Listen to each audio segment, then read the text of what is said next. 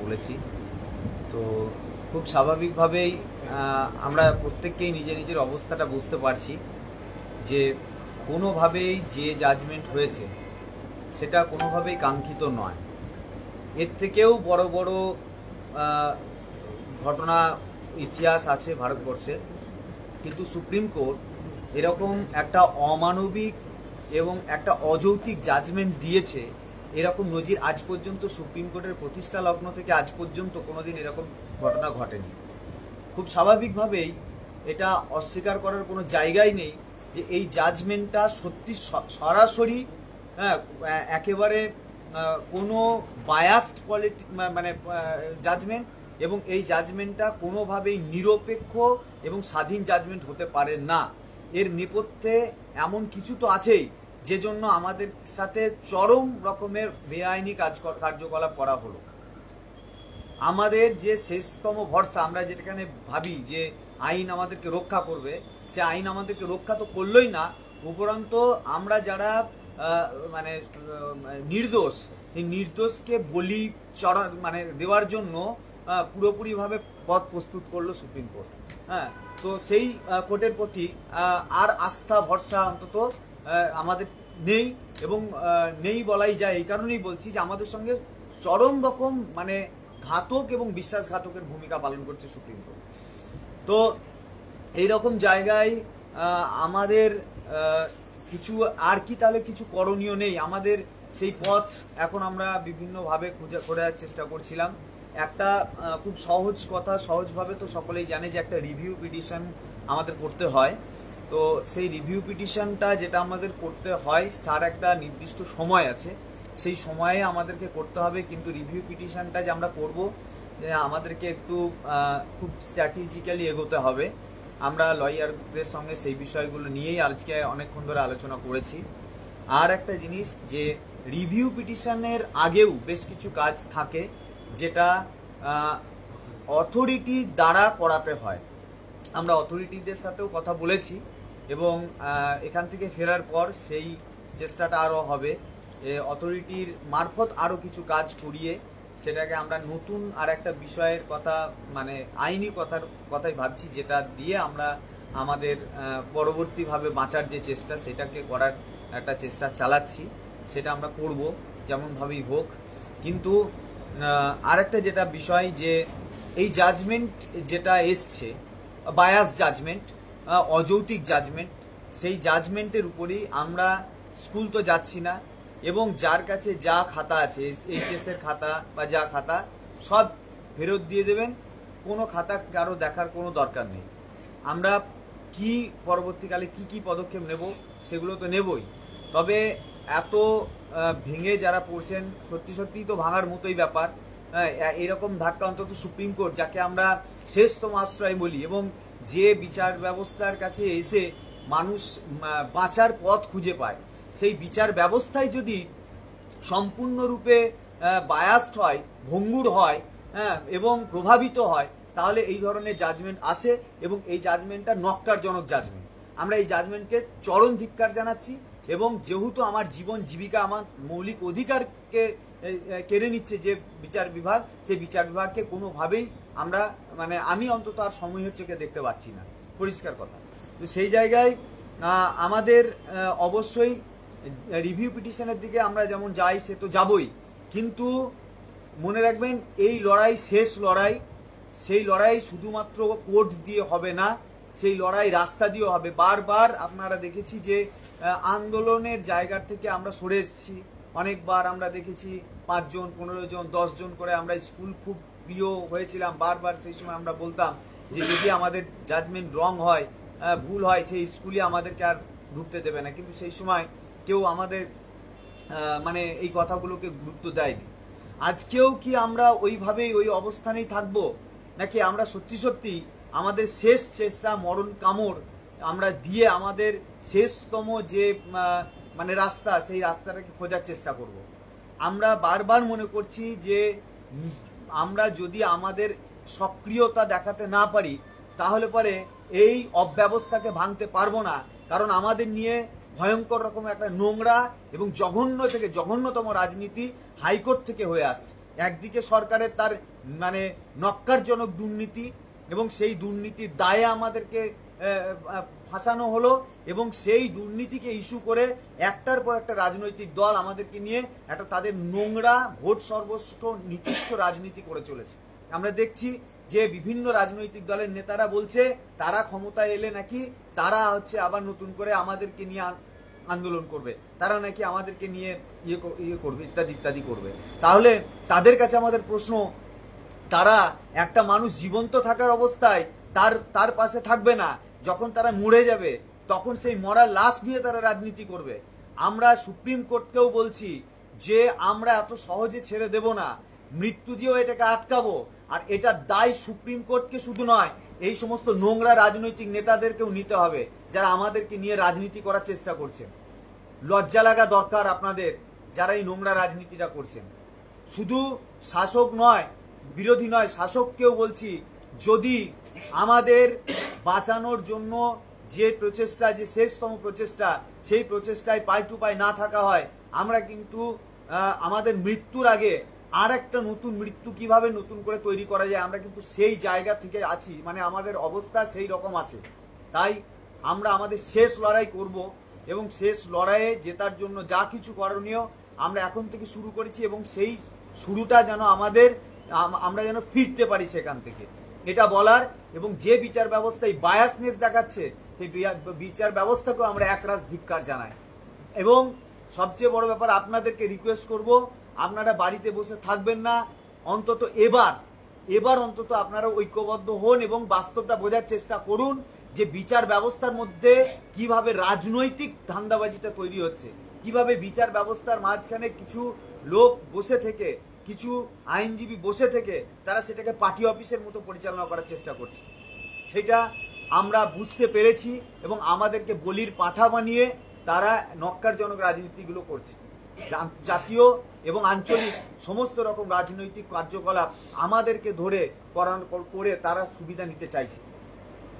আর একটা কথা যেটা বলার, সেটা হচ্ছে ইমিডিয়েট আমরা রাজ্য সরকারের সাথেও বসবো, আমাদের পথ আমাদের বাঁচানোর জন্য আমরা যা নির্দেশ করে দেবো, তার বাইরে যদি রাজ্য সরকার কিছু করতে চায়, অর্থাৎ অন্যদেরকে বাঁচানোর জন্য, তাহলে রাজ্য সরকারকেও আমরা দেখে নেবো। এবার কাউকে কিন্তু কোনোভাবেই ছাড়বো না। 1% কোনো রকম শিথিলতা যদি থাকে, কিন্তু আমাদের জীবন মরণের প্রশ্নের জায়গায় আমরা কিন্তু কাউকে ছেড়ে কথা বলবো না। এটা আমরা লাস্ট বারের মতো বলছি, আমাদের কিন্তু শেষ হয়ে এসছে আমরা প্রায় সেই জায়গায়। আর আপনারা কখনোই ভুল কোনো সিদ্ধান্ত নেবেন না, কখনোই এটা ভাববেন না আমাদের জীবনটা মূল্যবান, কারণ জীবিকা দিয়ে আমরা আমাদের জীবনকে বাঁচাই, আর জীবনের সাথে জীবন আর জীবিকা দুটো খুব গুরুত্বপূর্ণ বিষয়। তাই আমরা যেহেতু একটা এত বড় একটা গোষ্ঠী এত একসঙ্গে জড়িয়ে আছি, সেই জড়িয়ে আছি আমরা জোটবদ্ধভাবে এর মোকাবিলা করব। কেউ কোনোভাবে হতাশাগ্রস্ত হয়ে কোনো ভুলভাল সিদ্ধান্ত নেবেন না। যতক্ষণ পর্যন্ত জীবন থাকবে ততক্ষণ পর্যন্ত বাঁচার চেষ্টা করব, বাঁচার আগে মরার সিদ্ধান্ত করব না। এটা আপনাদের আমরা রিকোয়েস্ট করছি আমাদের পক্ষ থেকে। আমরা সেই জায়গায় আছি, আমরা সকলে এক জায়গায় থাকব। আর আগামী পরশুদিন আমাদের আরেকজন senior counsel Kapil Sibal sir আমাদেরকে এই বিষয় নিয়ে বসবেন বলেছেন, তিনি কিছু গুরুত্বপূর্ণ কিছু সাজেশন দেবেন বলেছেন। তো সেক্ষেত্রে কিছুজন হয়তো একটা গোষ্ঠী একটা আমাদের একটা অংশ দু একজন থেকে যাবে। আমরা কালকে ফিরছি, কালকে ফিরে আমরা রাজ্য সরকারের সঙ্গে ইমিডিয়েট বসবো, আমরা কি চাইছি এই মুহূর্তে বা কি আইনি ব্যবস্থা নেওয়া দরকার সেটা আমরা নেওয়ার জন্য আমরা চেষ্টা করব।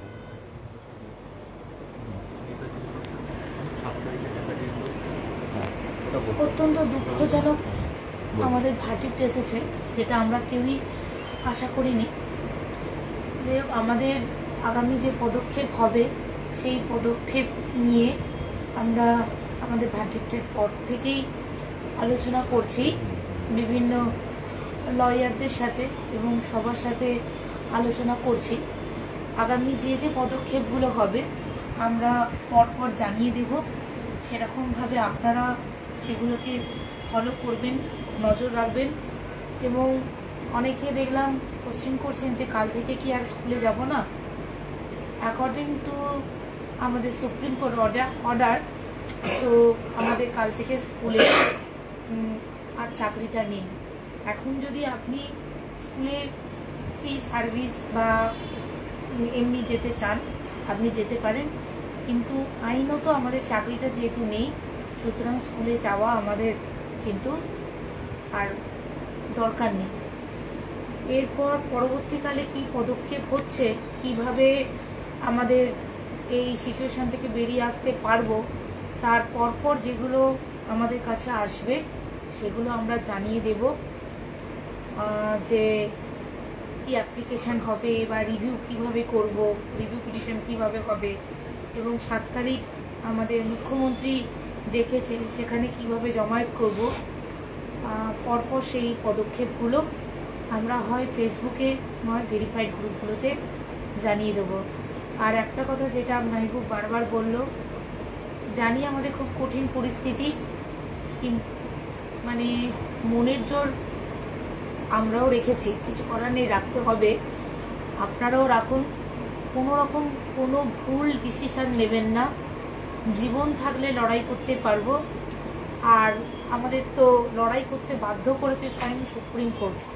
আমরা হাইকোর্ট থেকে ভেবেছিলাম সুপ্রিম কোর্টে অন্তত আমরা সুবিচার পাবো, ন্যায় অন্যায়ের বিচার হবে, কিন্তু সুপ্রিম কোর্টেও আমরা ন্যায়ের বিচার পাইনি।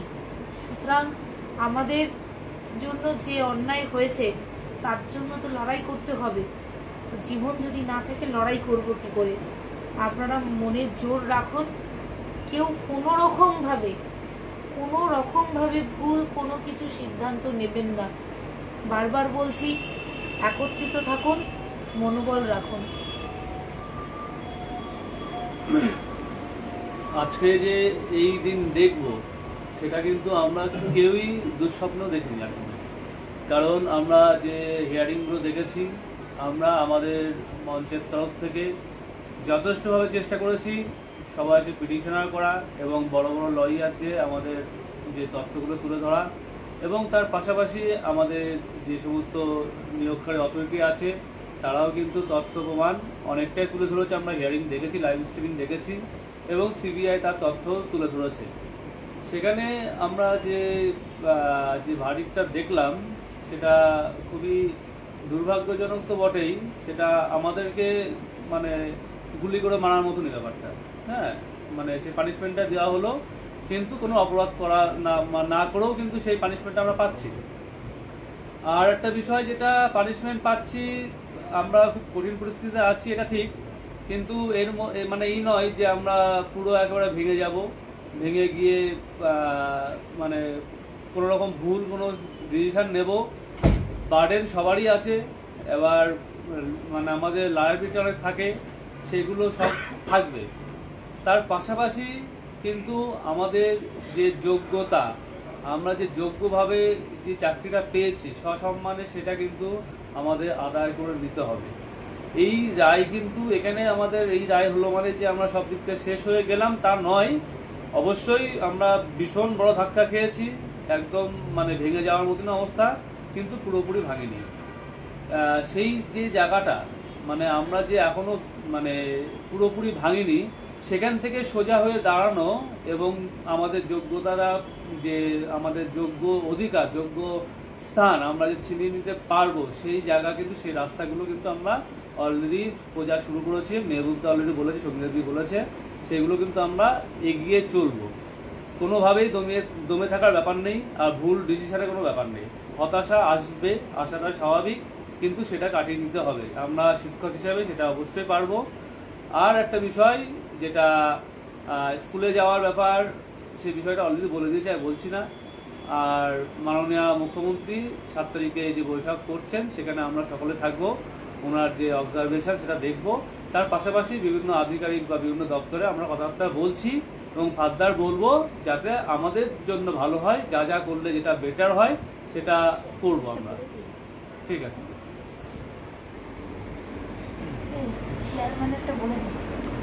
সবই তো নির্ময়দা, সঙ্গীতাদি, মেহবুব বলে দিল। তো আমি জাস্ট ওর সঙ্গে অ্যাডিশনাল আর কয়েকটা কথা বলবো, যে আমরা এতদিন গর্ব করতাম যে আমাদের ইন্ডিপেন্ডেন্ট জুডিশিয়ারি নিয়ে, যে আমাদের বিচার ব্যবস্থা ছিল আমাদের গর্ব, এবং আমাদের বিচার ব্যবস্থা ছিল নিরপেক্ষ এবং পক্ষপাত মুক্ত। কিন্তু আজকে জাজমেন্টের পরে কোথাও না কোথাও অনেক প্রশ্নচিহ্ন রেখে গেল আমাদের সেই বিশ্বাসের উপর, এবং আমাদের সেই বিশ্বাসটাকে নড়িয়ে দিল। যেখানে 4টে বড় বড় অথরিটি, হাইকোর্টে সেখানে অনেক ব্যাপার হয়েছিল, সেখানে মানে ধরে নিয়েছিলাম যে সঠিক তথ্য সঠিকভাবে উঠে আসেনি এবং তথ্য প্রমাণ সেইভাবে তুলে ধরেনি, সিবিআই ইনভেস্টিগেশনও কমপ্লিট হয়নি। কিন্তু সুপ্রিম কোর্টে প্রত্যেকটা অথরিটি কিন্তু একযোগে স্বীকার করেছিল যে সেগ্রিগেশনটা সম্ভব, এবং আমরা সেগ্রিগেশনের জন্য প্রত্যেকেই ডাটা দিতে প্রস্তুত, এইভাবে সেগ্রিগেশনটা হতে পারে। সেগ্রিগেশনের উপায়টাও কিন্তু সুপ্রিম কোর্টে বলে দিয়েছিল প্রত্যেকটা অথরিটি, এবং সিবিআই বলেছিল যে এই ডাটাগুলোকে অথেন্টিক ধরে কিন্তু সেগ্রিগেশন করা সম্ভব। সেখানে কীভাবেই যে রাতারাতি রায় পরিবর্তন হলো আমি ভেবে পাইনি। বিচার ব্যবস্থার প্রতি সরাসরি আঙুল তোলা উচিত না, কিন্তু আজকে অনেক কষ্টে, অনেক দুঃখ থেকে অনেক প্রশ্ন মনের মধ্যে জাগছে এবং অনেক প্রশ্নের উত্তর খুঁজছি এবং দুয়ে দুয়ে চার করার চেষ্টা করছি, কিন্তু পাচ্ছি না। আমরা সবাই জানি যে 3 তারিখ জাজমেন্ট, কখন জানতে পারছি? রাত্রে। এবং কজ লিস্ট মডিফিকেশন হচ্ছে 2 তারিখ রাত্রে। আর এই 2 তারিখটা এমন একটা দিন যেদিন পার্লামেন্টে একটি ইম্পর্টেন্ট বিল পাস হচ্ছে, এবং সেই বিলটা এমন একটা বিল, সেখানে কিন্তু সারা ভারতবর্ষব্যাপী কিন্তু একটা গণ আন্দোলন গড়ে ওঠার জায়গা তৈরি হচ্ছিল, এবং সেখানে কিন্তু একটা বিরোধীর জায়গা কিন্তু আমাদের স্টেট গভর্নমেন্ট কিন্তু একটা ভালো রকম বিরোধিতার জায়গা তৈরি করছিল।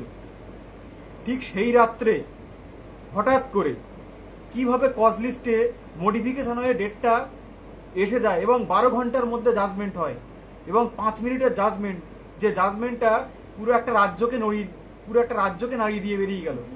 এই প্রশ্নের উত্তর আমরা খুঁজছি। আমি এখানে কাউকে ধোয়া তুলসী পাতা ভাবছি না। আজকে সবাই আমাদেরকে বলির বকরা করছে, সবাই আমাদের পিঠে ছুরি মারছে। সে প্রত্যেকটা রাজনৈতিক দল, কে আমাদের নিয়ে খেলা করছে না।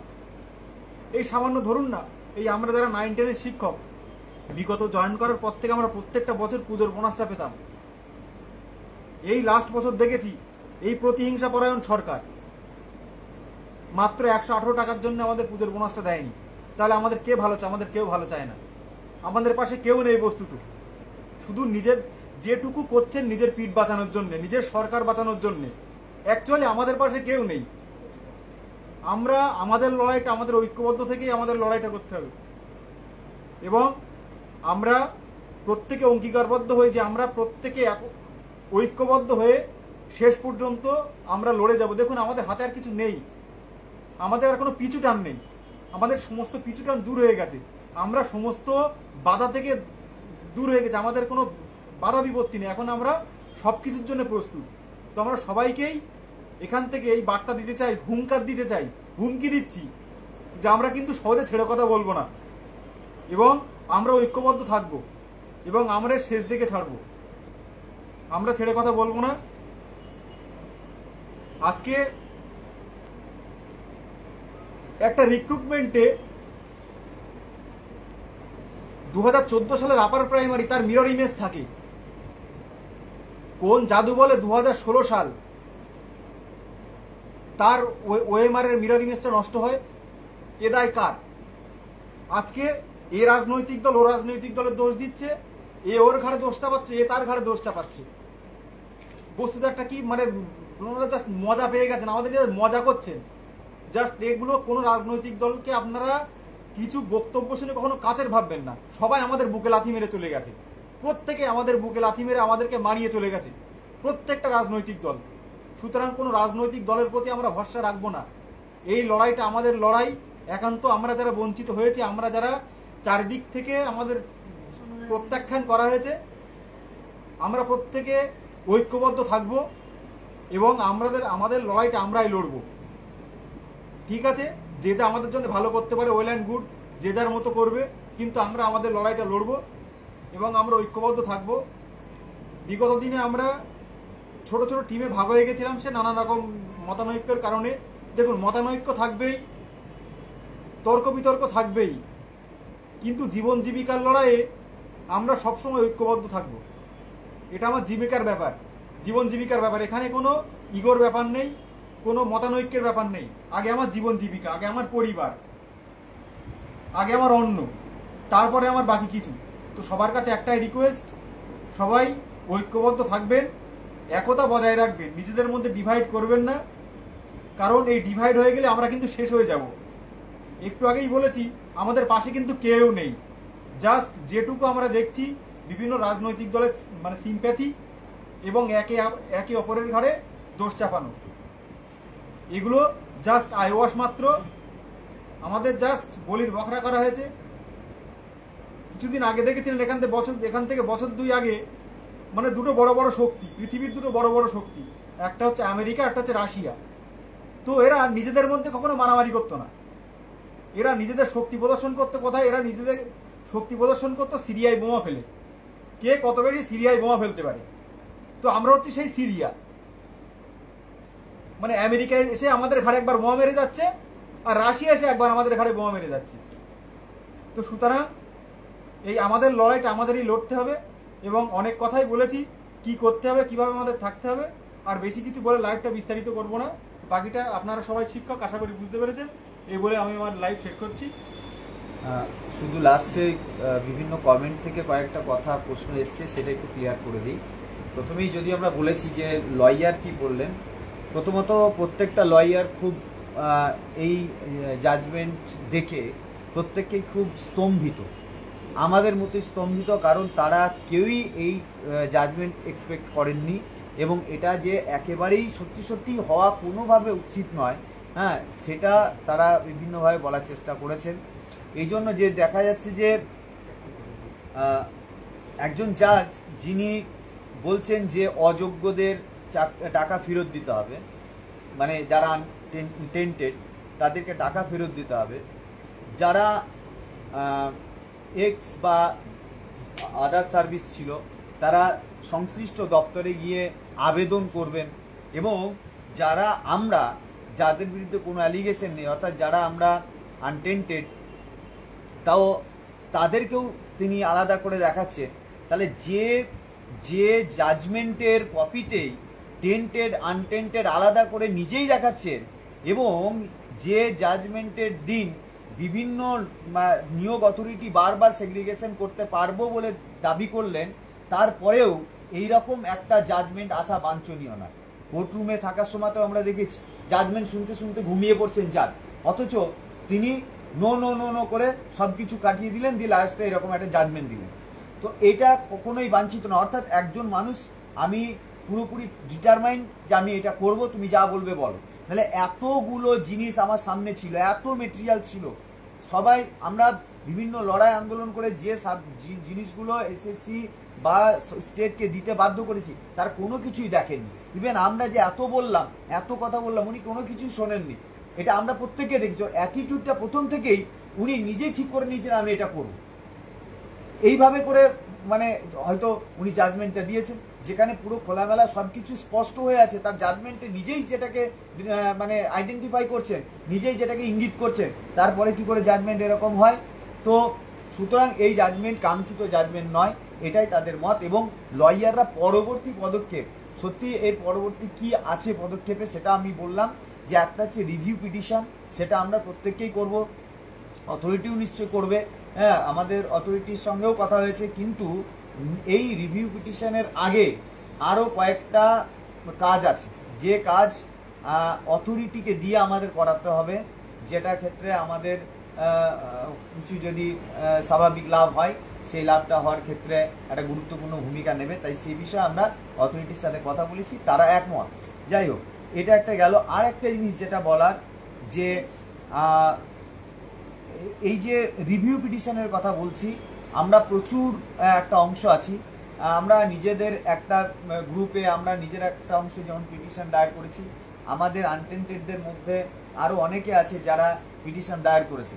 প্রত্যেককেই বলবো একটুখানি ধীরে চলবেন, হঠাৎ করে কোনো কিছু সিদ্ধান্ত নেবেন না, নিলে একটা আমরা আলোচনা করে নেব। যারা বাইরেও আছেন সকলকেই বলছি, সময়টা খুব ইম্পর্টেন্ট রিভিউ করার ক্ষেত্রে, সেই সময়টাকে গুরুত্ব দিয়ে যেন আমরা কাজ করতে পারি, সেইটা একটুখানি আমরা যেন আলোচনা করতে পারি। একটা গেল।